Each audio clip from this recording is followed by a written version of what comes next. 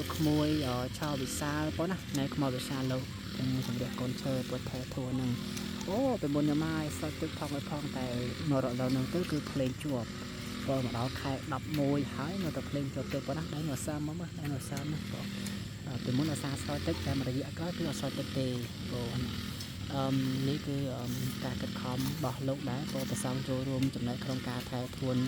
កូនឈើដែរពីចំណែកប្រសងក្នុងវត្តទាំងអស់ជាមួយអាចារ្យគណៈកម្មការបានពីតាមទាំងអស់នេះគឺពួកគាត់បានជួយដាំទាំងអស់ដែរប៉ុណ្ណាในការថែធួនលើប្រសង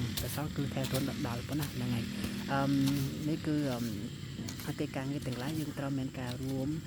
ត្រូវមានការប្រមូលត្រូវមានការស្រួលត្រូវមានការសម្រេចចិត្តរួមគ្នា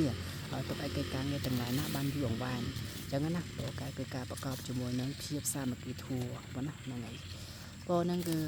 ខ្ញុំមើលចាស់បងល្អណាស់បងណាយើងបណ្ដោះឲ្យលោកជាស្រឡាញ់កូនឈើទៅជាស្រឡាញ់ដំឈើទៅវាល្អបើសិនបើបណ្ដោះមនុស្សរាប់លានអ្នករាប់ពាន់អ្នកនៅក្នុងប្រទេសនៅក្នុងសង្គមនីមួយបានគឺដំឈើគឺមានគង់យូរអង្វែងប៉ុណ្ណាហ្នឹងហើយមានច្រើនគ្រប់ទីឋានគ្រប់ទីកន្លែងអញ្ចឹងទៅអត់មានការ